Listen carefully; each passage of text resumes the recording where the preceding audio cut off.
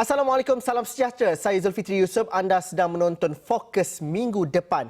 Tetapi sebelum kita meneliti apakah bahan berita untuk minggu hadapan, apakah agenda yang bakal berlaku pada minggu yang seterusnya, suka untuk saya kongsikan bersama dengan anda apa yang kita dapat perhatikan dan juga kita kongsikan perkara-perkara dan juga bahan-bahan berita yang menarik yang berlaku sepanjang minggu ini. Kita saksikan dahulu 5 ataupun rangkuman berita-berita panas sepanjang minggu ini.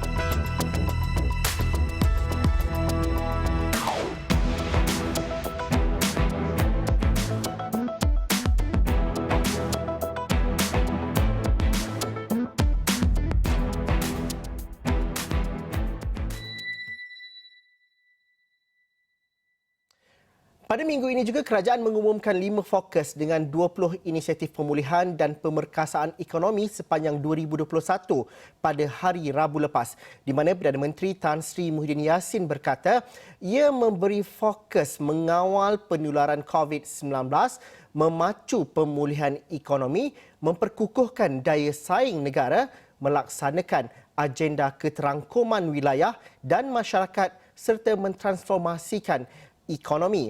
Jelas Perdana Menteri lagi, ia akan dilaksanakan melalui program strategik memperkasakan rakyat dan ekonomi. Pemerkasa, di mana ianya bernilai 20 bilion ringgit dengan suntikan fiskal baharu berjumlah 11 bilion ringgit. Ayuh kita saksikan rangkuman grafik ataupun rangkuman paparan yang kami sediakan ini.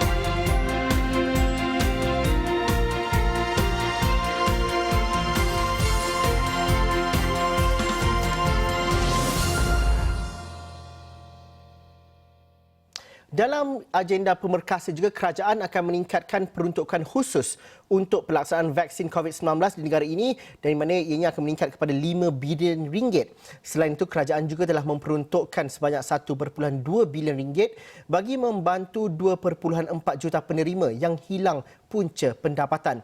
Bantuan tunai sebanyak RM500 juga secara one-off diberikan kepada golongan B40 dan tambahan sebanyak RM500 diberikan kepada penerima Bantuan Prihatin Rakyat BPR yang berpendapatan RM1,000 ke bawah.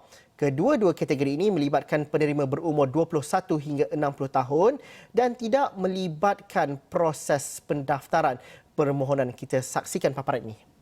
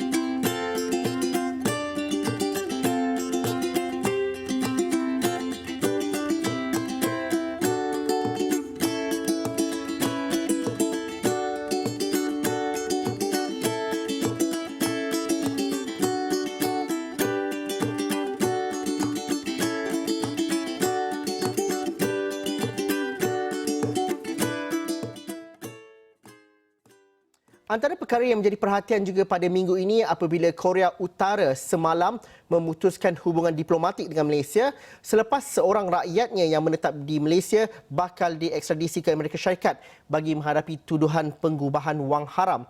Justru itu, kerajaan Malaysia juga mengatakan bahawa Malaysia telah menutup kedutaannya di pejabat di Pyongyang dan juga memberitahu dan memaklumkan bahawa terdapat 48 jam untuk kedutaan Korea Utara di Malaysia di Kuala Lumpur dan juga rakyatnya untuk keluar dari negara ini.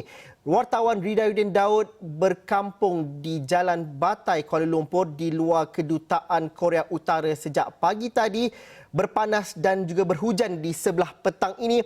Ridayuddin, sudah pasti ini menjadi perhatian bukan sahaja warga media di Malaysia tetapi juga di peringkat antarabangsa. Pengamatan Ridayuddin sejak awal pagi tadi, apa pergerakan yang berlaku di luar kedutaan Korea Utara di Kuala Lumpur sepanjang hari ini? Baik, terima kasih Zul. Ya, benar Zul, memang perkara ini sebenarnya mendapat perhatian bukan sahaja media tempatan, malah media antarabangsa juga. Kerana seperti yang kita tahu sebenarnya bila berlakunya terputusnya hubungan diplomatik melibatkan kedua negara, sebenarnya ia merupakan satu perkara yang besar kerana ia membawa kepada implikasi yang pelbagai. Jadi apa yang saya boleh kongsikan pagi tadi sebenarnya sejak jam 7.30 pagi sebenarnya sudah ramai media berkumpul di hadapan pejabat kedutaan Korea Utara di Jalan Batai Damansara. Dan seawal jam 8 pagi sebenarnya sudah nampak beberapa pergerakan di mana pergerakannya boleh dikatakan minima. Kita tidak dapat langsung apa-apa kenyataan ataupun apa-apa sidang media daripada mana-mana pihak. Dan apa yang kami lihat sejak dari pagi, berulang kali juga ia berlaku, hanyalah kereta masuk dan kereta keluar, pintu pagar dibuka dan pintu pagar ditutup. Itu sahaja yang boleh dilihat sepanjang perjalanan pada hari ini dari pagi. Namun apa yang boleh kami katakan, pada jam 10.20 pagi juga sebenarnya ada kelihatan kelibat pegawai perubatan daripada pusat perubatan swasta masuk ke dalam pejabat berkenaan dan memakai suit PPE yang lengkap dan juga membawa, saya fikir itu adalah peralatan untuk ujian saringan COVID-19 dan difahamkan, dikatakan terdapat lebih kurang 20 orang dalam pejabat tersebut dan difahamkan semuanya menjalani saringan pada hari ini dan mereka keluar kira-kira hampir jam 2 petang tadi dan boleh dikatakan semuanya itu sajalah antara pergerakan yang besar. Kebanyakannya hanyalah keluar dan masuk. Ada juga kami sempat merakamkan satu momen di mana seorang wanita yang kami fikir dan kami percaya merupakan warga Korea Utara yang juga kaki tangan ataupun mungkin keluarga pejabat diplomatik di Korea Utara membawa bagasi, menyedek bagasi beliau masuk ke dalam pejabat. Apabila beliau sampai di hadapan kamera juga, beliau seakan-akan cuba untuk menyorokkan mukanya walaupun kita tidak dapat pasti siapakah kerana mukanya memakai mask, namun beliau masih lagi cuba untuk menyorokkan mukanya. Jadi itulah sebenarnya memberi bayangan ataupun gambaran bahawa sebenarnya tiada satu pun daripada mereka ingin bercakap atau ingin mengeluarkan kenyataan kepada media. Dan berdasarkan cakap-cakap yang kita kongsikan daripada, kita ada ramai media tadi, saya kira lebih kurang 40 yang daripada media tempatan dan juga media antarabangsa ada yang melakukan siaran secara langsung dari pagi dan ada juga pelbagai bahasa di sana, bahasa Cina, bahasa Inggeris, bahasa Melayu semua ada. Dan berdasarkan maklumat daripada rakan media yang sempat saya tanyakan sebentar tadi, beliau sempat bertanya kepada pegawai kesihatan dan juga katanya syarikat penerbangan, wakil syarikat penerbangan di sana, dan difahamkan menurut wakil tersebut, difahamkan mereka semua yang berada di dalam pejabat itu akan terbang pulang ke Pyongyang pada esok petang. Tapi selepas itu juga kami ada mendapat kabar angin juga mengatakan bahawa petang ini juga akan ada yang sudah beredar di sana. Jadi boleh dikatakan hanya kabar angin daripada sumber-sumber sahaja yang kami dengar sejak dari pagi sampailah ke petang, Zul. Tapi Ridayuddin, yang kita dapat fahami berdasarkan apa yang dilaporkan oleh Ridayuddin ialah mereka yang keluar masuk ini ialah mereka yang bekerja dalam kedutaan. Tiada rakyat Korea Utara yang mungkin ada di Malaysia yang ada hubungan ataupun berurusan dengan pejabat kedutaan. Kerana difahamkan pejabat kedutaan Korea Utara itu cuti pada hujung minggu, iaitu pada hari Sabtu dan juga pada hari Ahad. Benar, Ridayuddin? Benar.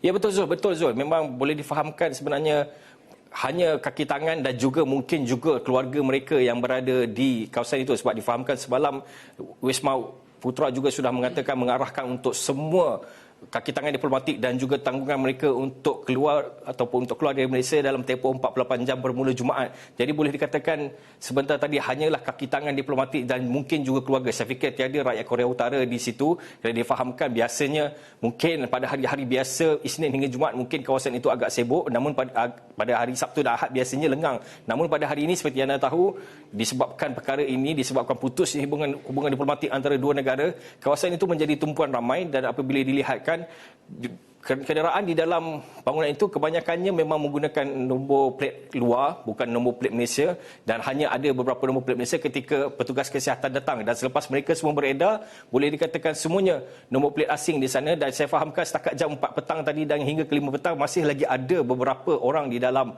pejabat tersebut, namun kami hanya sempat melihat dari luar kerana pagarnya boleh dikatakan selepas semuanya selesai saringan COVID-19 pastinya semuanya pagarnya ditutup sahaja dan pintu di dalam pejabat itu juga sentiasa ditutup. Jadi kami di luar tidak dapat mengagak atau tidak dapat melihat apakah yang berlaku di sana. Cuma adalah kadang-kadang pergerakan sedikit demi sedikit mereka keluar kereta dan kemudian beredar dari situ. Namun boleh dikatakan daripada awalnya mungkin 5 ke 6 buah kereta dan akhir sekali seperti yang sebelum saya tinggalkan tadi, tinggal hanya 3 buah kereta, semuanya nombor plat asing, dan saya fikir dalam itu masih lagi ada, mungkin mereka masih lagi menguruskan untuk mengosongkan bangunan tersebut kerana tempohnya tidak lama. Kalau mengikutkan tempoh yang diberikan oleh kerajaan 48 jam, bermaksud esok mereka sudah harus mengosongkan bangunan tersebut, dan pastinya esok saya pasti akan ada lebih banyak pergerakan kerana difahamkan petang esok mereka akan mula beredar dan terbang pulang ke negara asal mereka, Zul. Okey, Ridauddin, saya pasti Ridauddin tadi dah berhujan pulang semula ke pejabat, tetapi perincian dan juga laporan ini kita akan teliti dari masa ke masa melihat kepada sebarang pergerakan yang berlaku di pejabat kedutaan Korea Utara di Jalan Batai Damansara. Ridauddin, terima kasih atas perkongsian itu. Kita meneliti kepada pergerakan di pejabat kedutaan Korea Utara kerana putusnya hubungan diplomatik antara kedua negara pada hari Jumaat, dan kita berhenti rehat seketika dahulu. Selepas ini kita akan menelusuri dan juga melihat apa yang bakal berlaku pada minggu depan, apakah agenda utamanya. Itu perincian yang akan saya kongsikan sebentar lagi.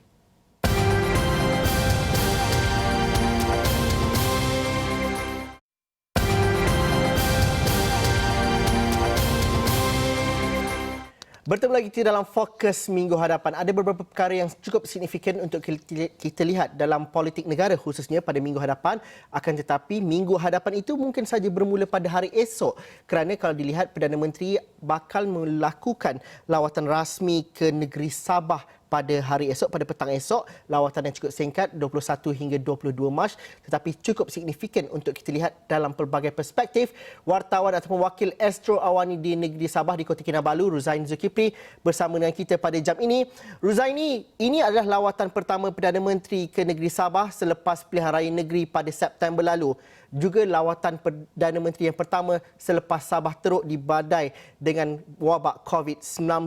Bagaimana kita melihat bahawa lawatan Perdana Menteri ini cukup signifikan pada ketika ini? Untuk pertama, kestabilan. Kedua, untuk melihat kepada pemerangan ataupun perang untuk melawan COVID-19 dan juga vaksinasi dan sebagainya.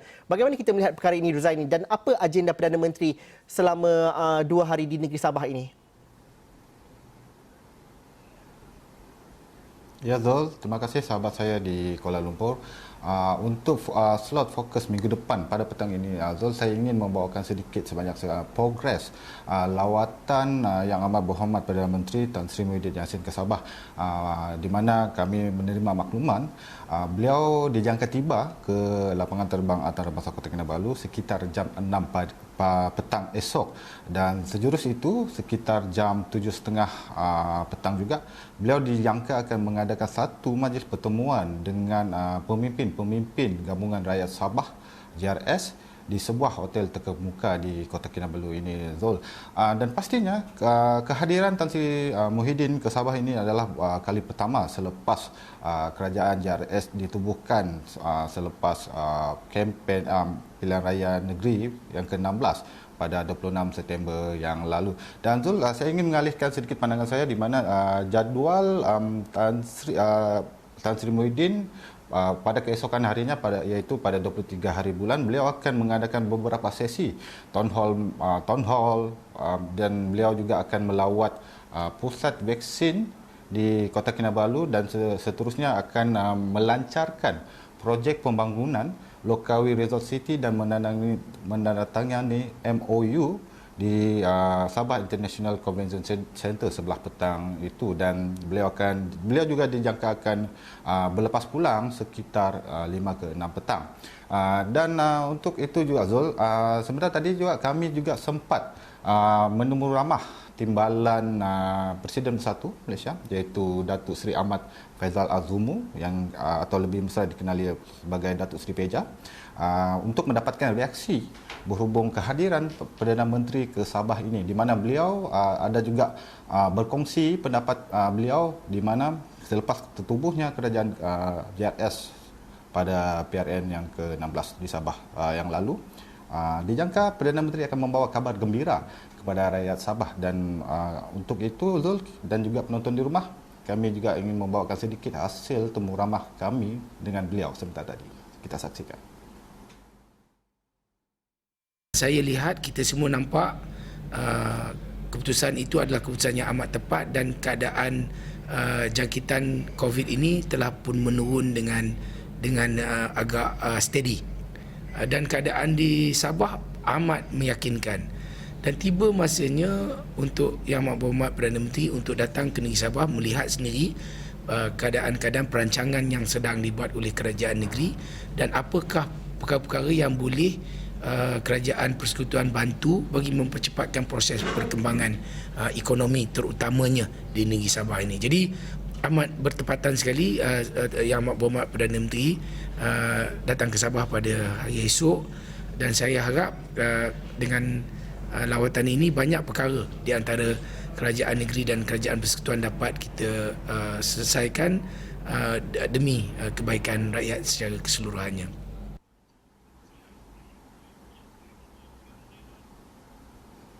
Ya, Zul, itu sedikit sebanyak hasil temu ramah kami dengan beliau sebentar tadi.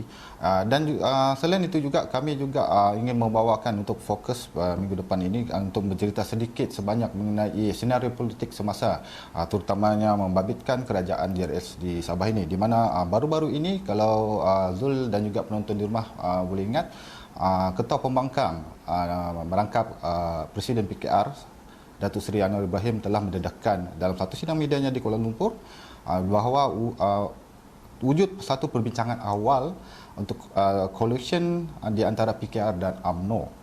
Dan sejurus itu kami telah mendapatkan beberapa reaksi daripada pemimpin UMNO Bersatu di Sabah ini, dan termasuklah juga sebentar tadi kami telah menemu ramah Datuk Seri Peja berhubung perkara ini.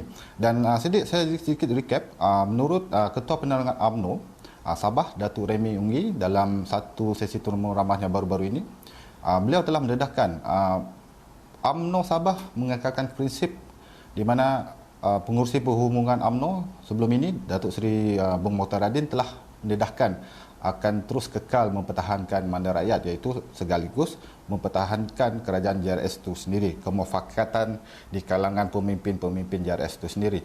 Selain itu juga, saya juga berkesempatan juga membuat satu liputan bersama Caesar Mandela Malakun, iaitu Naib Ketua Armada Nasional, dan beliau juga mengingatkan kepada rakan-rakan komponen di Sabah ini supaya tidak terpengaruh sebarang anasir yang boleh mengganggu-gugat perpaduan di kalangan pemimpin-pemimpin JRS itu sendiri, Zul. Dan juga Zul, untuk sedikit sedutan yang akan kami bawa sebentar lagi, di mana kami telah menemu ramah Datuk Seri Peja berhubung reaksi beliau berhubung kukuhnya perpaduan di kalangan pemimpin-pemimpin JRS ini yang boleh diberikan pengalaman di kalangan pemimpin-pemimpin politik, terutamanya di negeri-negeri lain seperti di semenanjung Malaysia.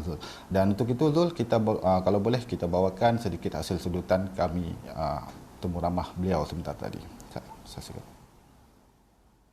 Akhirnya apabila Kerajaan Perikatan Nasional ditubuhkan di negeri Sabah ini, nampak keakraban dan kerjasama kuat dalam gabungan JRS itu begitu kuat, dan ianya seharusnya menjadi contoh kepada semua pemimpin-pemimpin politik dan juga parti-parti politik di negeri-negeri lain.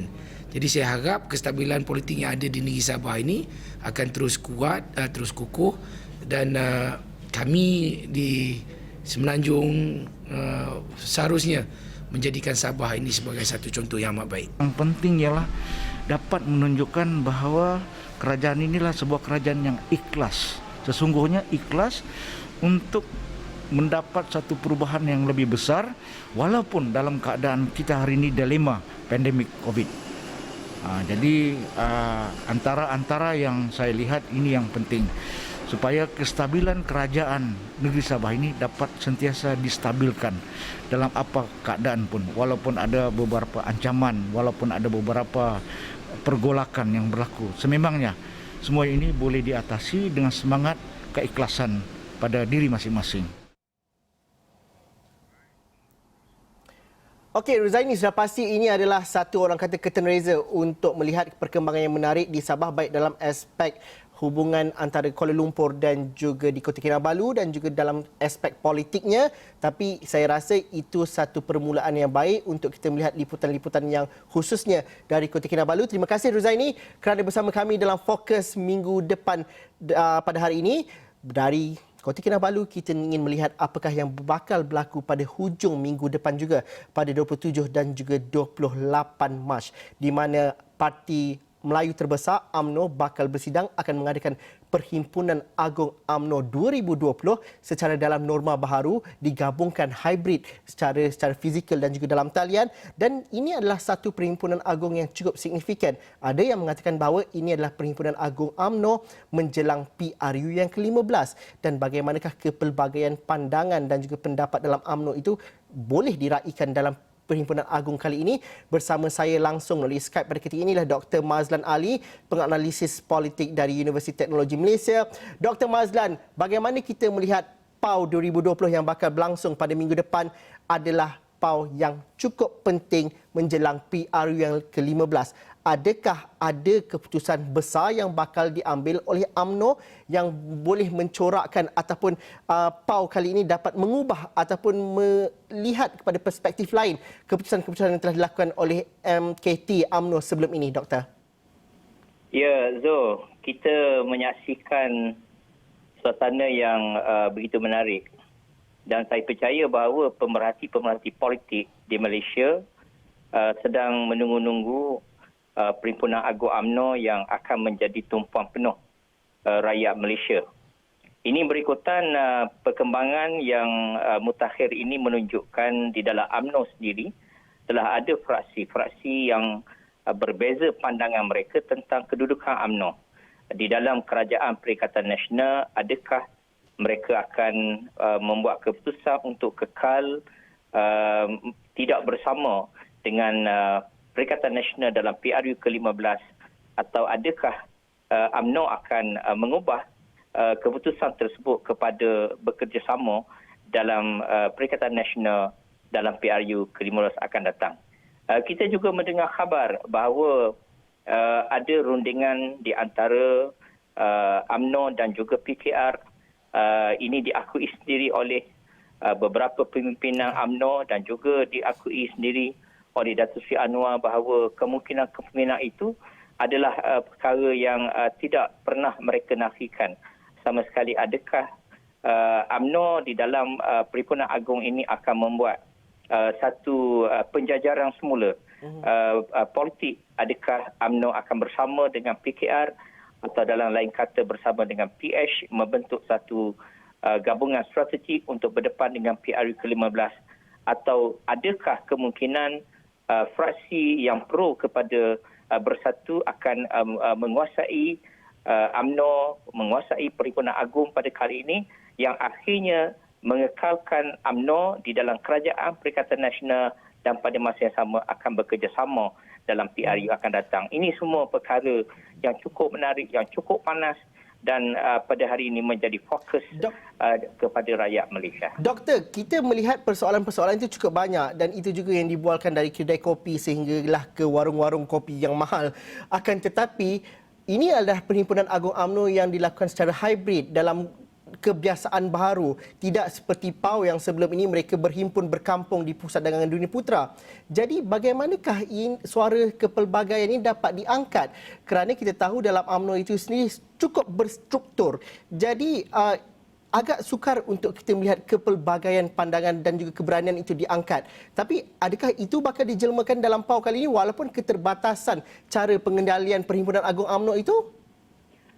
Suatu perkara yang menarik yang kita lihat sekarang adalah fraksi yang bersama dengan Presiden UMNO Datuk Seri Zahid Hamidi, nampaknya mereka menguasai akar umbi. Di mana mesyuarat bahagian sebelum ini majoritinya memutuskan bahawa mereka tidak akan bersama dengan Perikatan Nasional dalam PRU ke-15 akan datang. Akan tetapi nampaknya di peringkat majlis tertinggi, suara yang lebih besar mengatasi kehendak daripada bahagian-bahagian. Dan ini menimbulkan satu keadaan polemik di mana adakah UMNO di dalam Perhimpunan Agung pada kali ini akan menghadapi pertembungan yang luar biasa antara kehendak untuk bersama Perikatan Nasional ataupun tidak mahu bersama dengan Perikatan Nasional. Dan sebagaimana yang Zul sebut tadi, bahawa perhimpunan pada kali ini adalah perhimpunan yang dilakukan dalam bentuk maya, dalam bentuk barangkali norma baru yang lebih banyak menghipungkan ahli-ahli mesyuarat itu dalam format maya. Akan tetapi hakikatnya bahawa kempen-kempen dan juga rangsangan-rangsangan kumpulan-kumpulan fraksi-fraksi dalam UMNO sekarang sedang berlaku. Ya, dengan begitu hebat kita mendengar khabar sudah ada pemimpin-pemimpin tertentu telah pun turun berjumpa dengan perwakilan-perwakilan dan sebenarnya sejujur kita katakan bahawa keadaan ini cukup memberi satu mesej bahawa Perhimpunan Agung UMNO bakal menjadi satu perhimpunan yang akan menjadi turning point terhadap masa depan UMNO itu untuk berdepan dengan suasana politik yang sukar untuk kita jangkakan pada masa akan datang. Doktor, itu mungkin bayangan untuk apa yang bakal berlaku pada hari Sabtu dan juga Ahad depan. Tapi doktor, kita mungkin dapat meramal apa yang bakal berlaku. Tapi segalanya akan hanya berlaku dalam lebih kurang 7 hari daripada sekarang. Terima kasih doktor kerana sudi memberikan pandangan dan juga ulasan mengenai perkara itu. Dr. Mazlan Ali dari Universiti Teknologi Malaysia, UTM, penganalisis politik. Sekian saja fokus minggu depan episod kali ini. Kami akan bersama lagi dengan anda pada hari esok. Sekian saja. Assalamualaikum dan salam sejahtera. Kita jumpa lagi.